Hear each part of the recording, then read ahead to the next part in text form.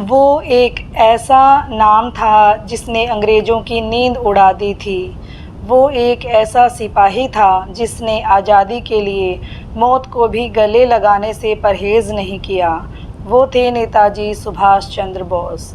आज ऑडियो कहानी बाय संयोगिता में सुनिए उस महापुरुष की कहानी जो सिर्फ भारत की ही नहीं बल्कि पूरे विश्व के लिए साहस, देशभक्ति और बलिदान का प्रतीक बन गया। आइए चले नेताजी के जीवन की उस अद्भुत यात्रा पर जो आपको रोमांचित कर देगी।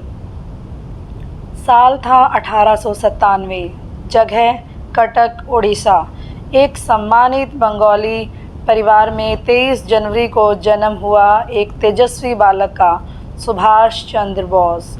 उनके पिता जानकीनाथ बोस एक प्रतिष्ठित वकील थे और माता प्रभावती देवी एक धार्मिक महिला।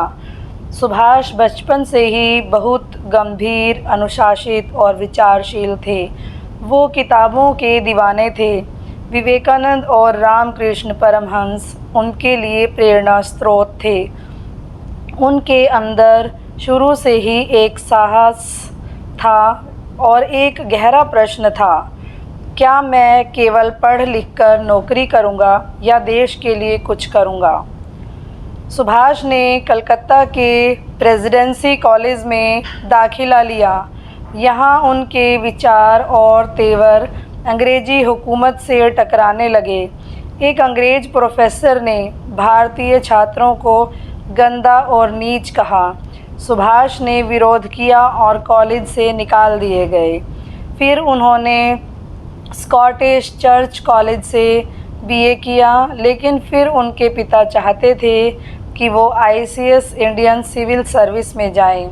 सुभाष ने परीक्षा पास कर ली, लेकिन देशभक्ति उनके भीतर इतनी तीव्र थी कि उन्होंने आईसीएस की नौकरी ठुकरा दी। भारत लौटने के बाद सुभाष महात्मा गांधी से मिले। गांधी जी का अहिंसात्मक आंदोलन उन्हें प्रभावित तो करता था, लेकिन उन्होंने देखा कि ब्रिटिश बहुत चालाक हैं। सुभाष ने जवाहरलाल नेहरू से नज़दीकियां बढ़ाई और कांग्रेस पार्टी से जुड़ गए।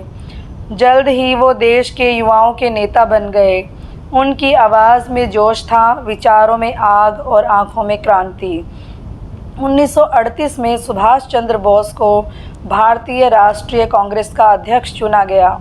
उन्होंने प्लान डेवलपमेंट और आर्थिक आज़ादी की बात की, लेकिन गांधी जी और अन्य नेता उनसे मतभेद करने लगे।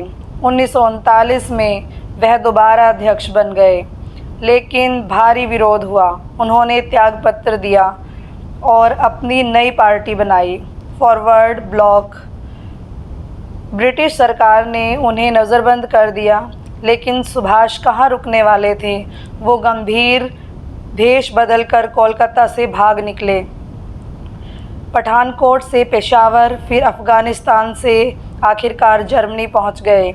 यह एक रोमांचक जासूसी कथा जैसे थी, एक सच्चे देशभक्त की जीवंत मिसाल।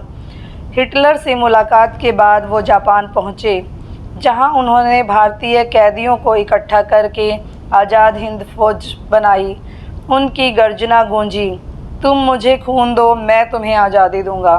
उनकी फ़ौज में हिंदू, मुस्लिम, सिख, ईसाई सब एक थे। नेताजी के नेतृत्व में उन्होंने ब्रिटिश साम्राज्य को कांपने पर मजबूर कर दिया।